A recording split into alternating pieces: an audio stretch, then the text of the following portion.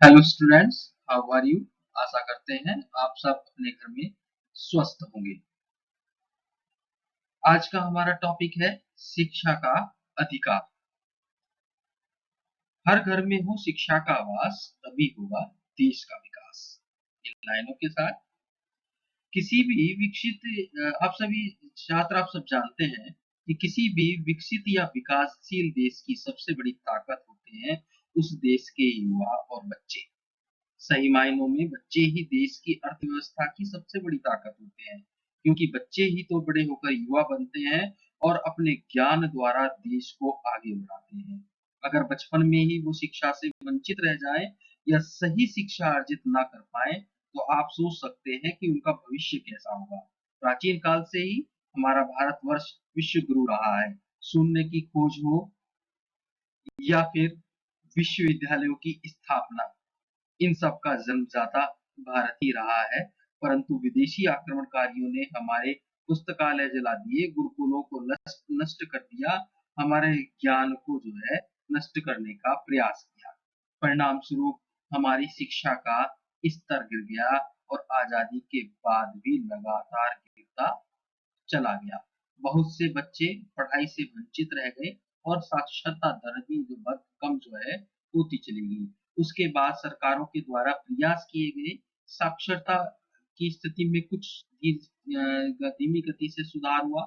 छात्रों की प्राथमिक शिक्षा की स्थिति में धीमी गति से सुधार हुआ, लेकिन अपेक्षित परिणाम जो है वो प्राप्त नहीं हो पा रहे थे।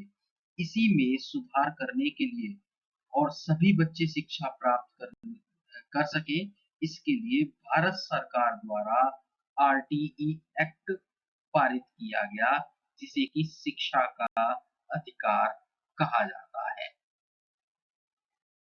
छात्रों, आप सभी जानते हैं कि हमारा देश 15 अगस्त 1947 को स्वतंत्र हुआ। विश्व परिदृश्य में एक स्वतंत्र राष्ट्र के रूप में जो है भारत को मान्यता प्राप्त हुई। उसके 2.5 वर्ष के बाद भारत का अपना संविधान 26 जनवरी 1950 को लागू हुआ। भारतीय संविधान दुनिया का सबसे लचीला और विस्तृत संविधान है। इसमें इस संविधान में जहां अधिकारों, सुरक्षाओं, नागरिकों की आदि की व्यवस्था की गई है, उसी के साथ साथ भारतीय संविधान में कुछ शैक्षिक व्यवस्थाएं भी की गई हैं। भारत के संविधान की अपनी बहुत सारी विशेषताएं हैं। उन विशेषताओं में एक विशेषता है राज्य के नीति निदेशक तत्व। नीति निदेशक तत्वों का उल्लेख संविधान के भाग 4 में अनुच्छेद 36 से 51 के मध्य किया गया है। इन्हें वर्ष 1937 में निर्मित आयरलैंड के संविधान से लिया गया है, यानी कि 1937 में आयरलैंड का संविधान बना था, उससे जो है ये लिया गया है। विश्व के केवल 2 ही ऐसे राष्ट्रों के संविधान है जिसमें कि नीति निदेशक तत्वों का विवरण मिलता है। एक तो भारत और दूसरा आयरलैंड। राज्य के नीति निदेशक तत्व राज्य शासन व्यवस्था के मूलभूत अधिकार है।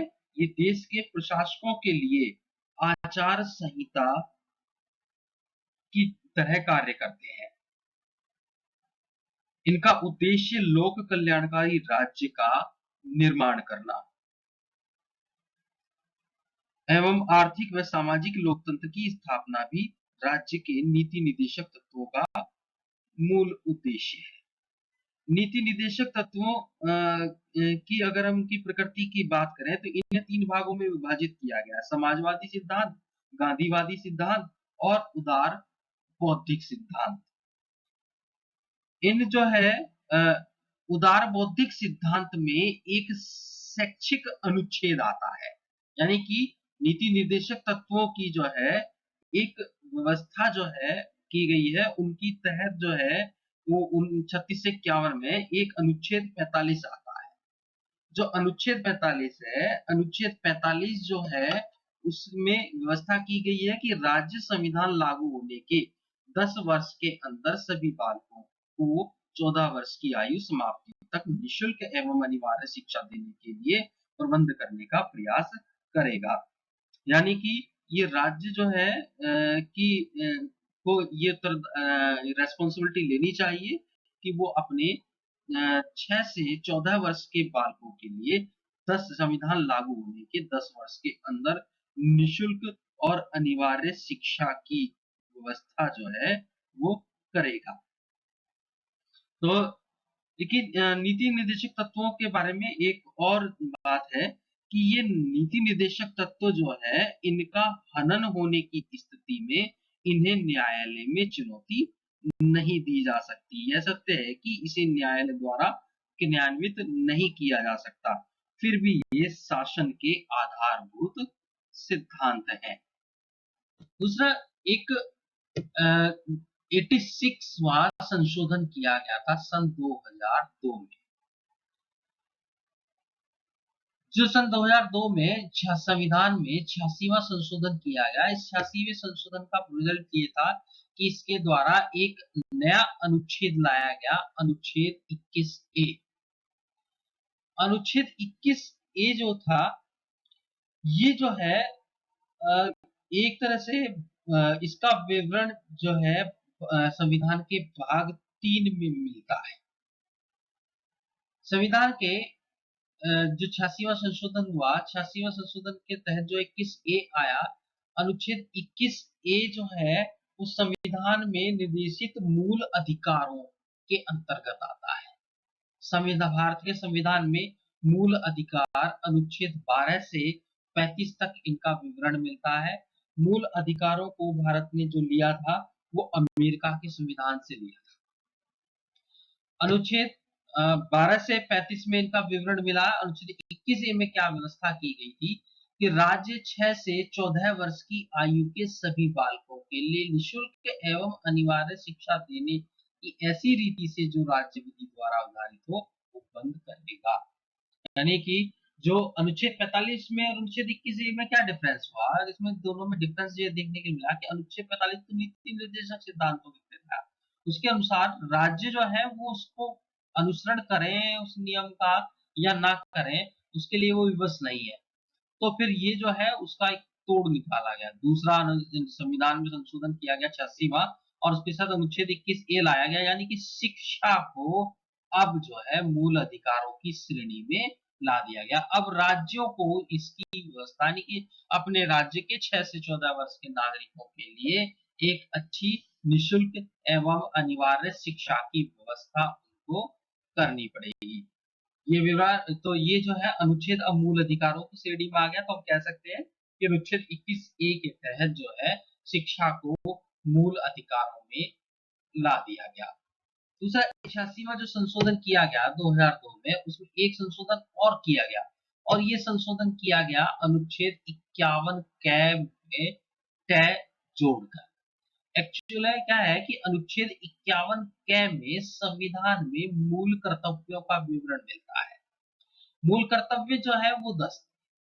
इसमें जो है 86वां जो संशोधन किया गया तो इसमें एक अनुच्छेद 51 कै में एक और अनुच्छेद जोड़ दिया गया तय, अर्थात जो है एक 11वां मूल कर्तव्य जो है वो और जोड़ दिया। ये क्या था कि माता पिता या संरक्षक 6 से 14 वर्ष की आयु वाले अपने यथास्थिति बालक या प्रतिपालक के लिए शिक्षा के अवसर प्रदान करेगा। प्रतिपालक यानी कि मतलब जिसके माता पिता ने, ये संरक्षक जो है जिस बालक के बने हुए हैं वो जो है प्रतिपालक कहलाता है, वो बालक प्रतिपालक कहलाता है। तो इसमें जो है क्या व्यवस्था की गई कि ये मूल कर्तव्य जो है जोड़ दिया गया, अर्थात एक तरफ जो है गवर्नमेंट की जहां रेस्पॉन्सिबिलिटी बढ़ गई कि शिक्षा की व्यवस्था करेगा, वहीं पर राज्य के नागरिकों का भी कर्तव्य जोड़ दिया गया कि माता पिता या पेरेंट्स जो है वो अपने 6 से 14 वर्ष के बालकों के लिए सरकार के द्वारा जो शिक्षा के अवसर उपलब्ध कराए जा रहे हैं उनकी प्राप्ति में वो अपना सहयोग जो है करेंगे। ये अब उनकी भी एक ड्यूटी जो है वो बन गई।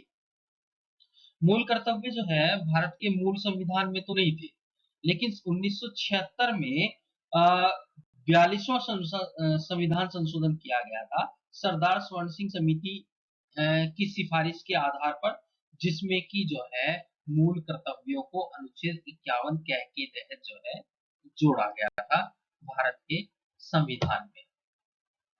तो ये हमारे जो मौलिक कर्तव्य या मूल कर्तव्य जो है वो संविधान के अनुच्छेद 51 में इनका विवरण में बात करते हैं शिक्षा के अधिकार विधेयक की।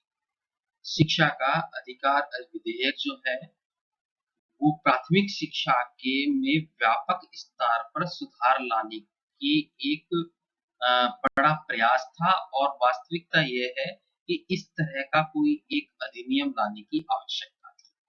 शिक्षा का अधिकार विधेयक जो है इसका पूरा नाम है बालकों का निशुल्क एवं अनिवार्य शिक्षा का अधिकार अधिनियम 2009, right of children to free and compulsory education act 2009। शिक्षा का अधिकार अधिनियम जो है वो 2009 में पारित हुआ। लोकसभा व राज्यसभा में पारित होने के बाद 26 अगस्त 2009 को राष्ट्रपति के हस्ताक्षर से जो है ये कानून बना और 27 अगस्त 2009 को भारत के राजपत्र में प्रकाशित हुआ।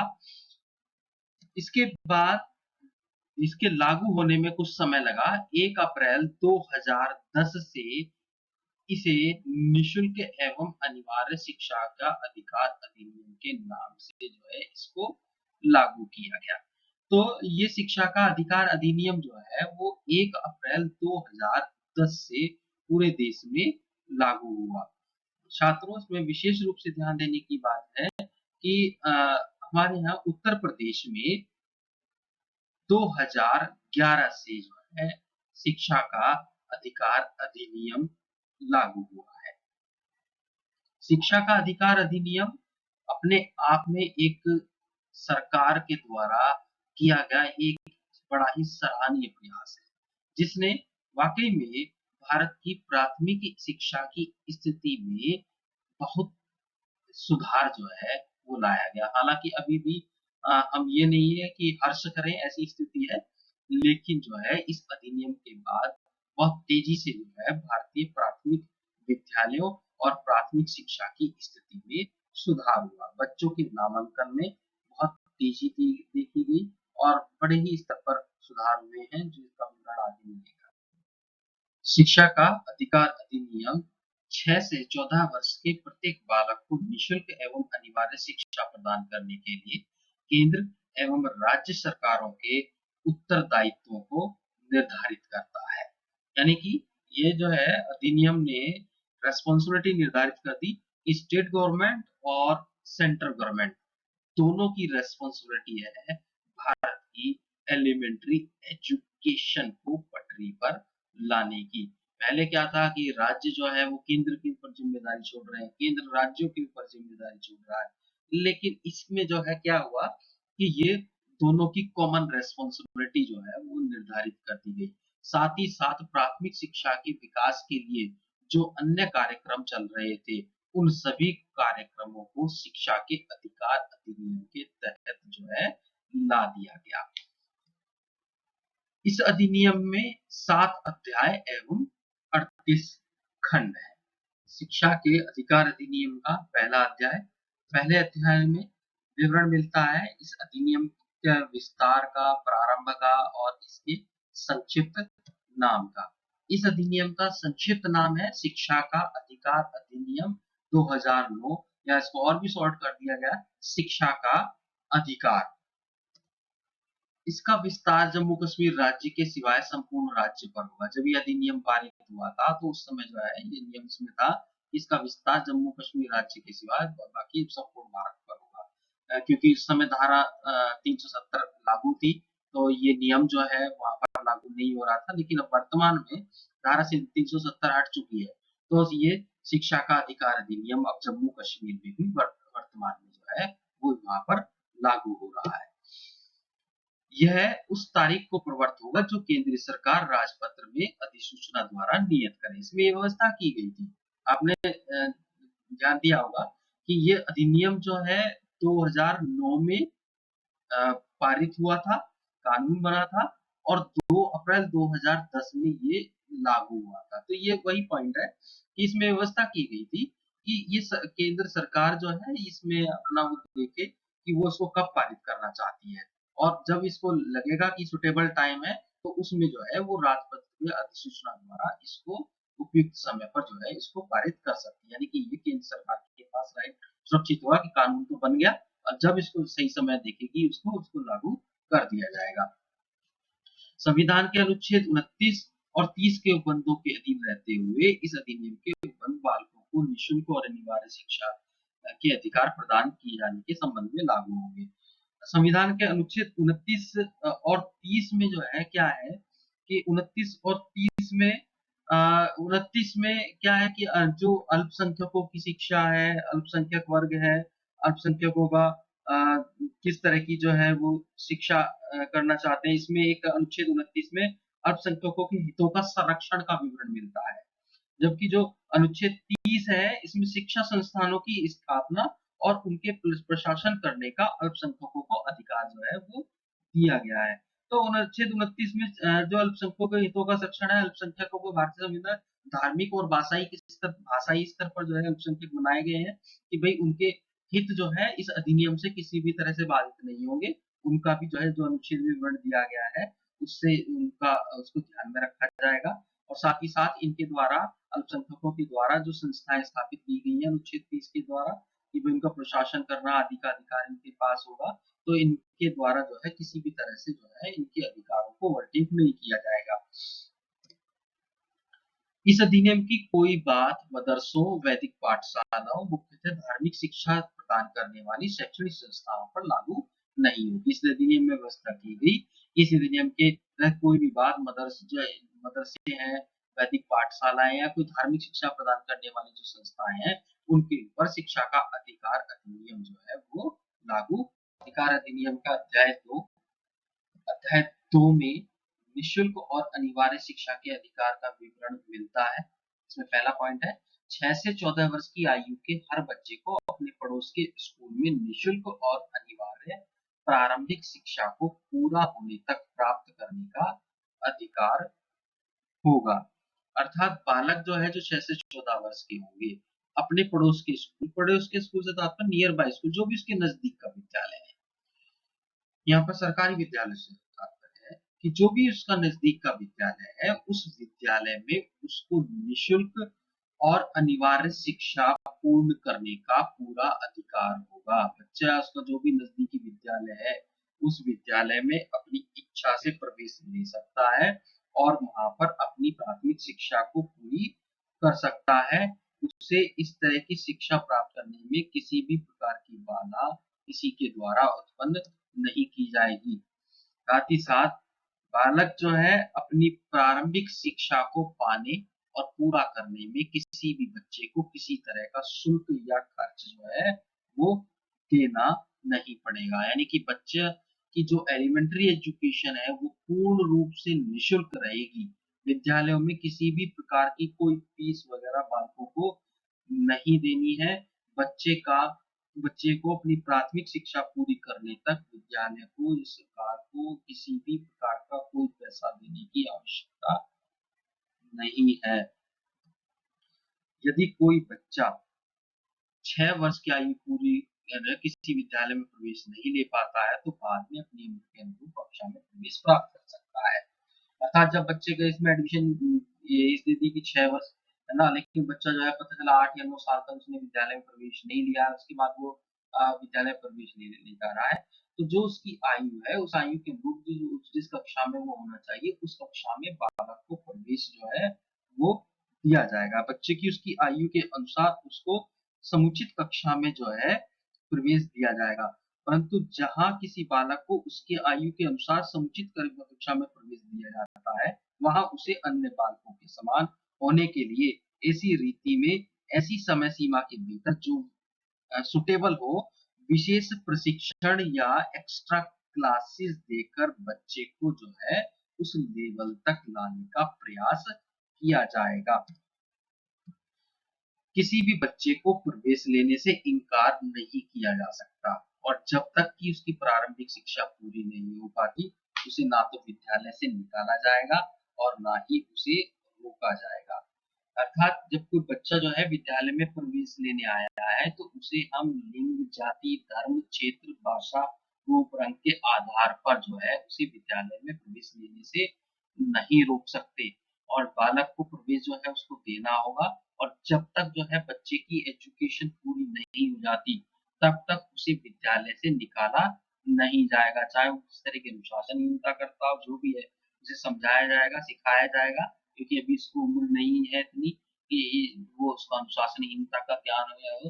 तो किसी भी बात को आधार मानकर, हम ऊंच नीच जाति धर्म आदि का आधार मानकर बालक को विद्यालय से नहीं निकाल सकते, ना तो उसको एडमिशन, या तो उसको विद्यालय आने से रोक सकते हैं, और ना ही उसे विद्यालय से निष्कासित जो है किसी भी स्थिति में किया जा सकता है।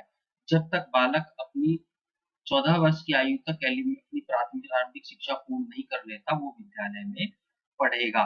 साथ ही साथ अगर, लेकिन 14 वर्ष की आयु भी बिल्कुल निश्चित समय नहीं है। अगर प्रारंभिक शिक्षा पूर्ण करने में बालक को ज्यादा आयु लग रही है, तो जब तक उसकी प्रारंभिक शिक्षा पूर्ण नहीं हो जाती, तब तक बालक निःशुल्क शिक्षा जो है वो प्राप्त करता रहेगा। मान लिया प्राइमरी एजुकेशन में बालक 16 वर्ष की आयु में आकर उसकी पूरी हो रही है, 16 वर्ष की आयु तक बच्चा जो है वो निःशुल्क शिक्षा जो है वो प्राप्त करेगा। अतः बच्चे को एक स्कूल से दूसरे स्कूल में स्थानांतरण का अधिकार होगा। बच्चा जो है एक विद्यालय में पढ़ रहा है, तो दूसरे विद्यालय की परिस्थितियां उसकी समझ में नहीं आ रही, वहाँ का वातावरण उसको सूट नहीं है, या फिर जब उसने एडमिशन लिया था वो वहाँ स्कूल था, लेकिन अब उसके नियर बाई कोई दूसरा स्कूल है, तो वहां पर बच्चा एडमिशन लेना चाह रहा है, तो बच्चे को विद्यालय से स्थानांतरण प्रदान करने में किसी भी प्रकार की कोई बाधा नहीं उत्पन्न की जाएगी। बच्चे को जो है एक विद्यालय से दूसरे विद्यालय में प्रवेश का पूर्ण रूप से जो है अधिकार होगा। ऐसे बालकों को जो है देरी से भी विद्यालय में प्रवेश जो है वो देना होगा। साथ ही साथ पढ़ने वाले विद्यालय को तुरंत जो है बिना देरी के उनका स्थानांतरण प्रमाण पत्र जो है उनको जारी करना होगा।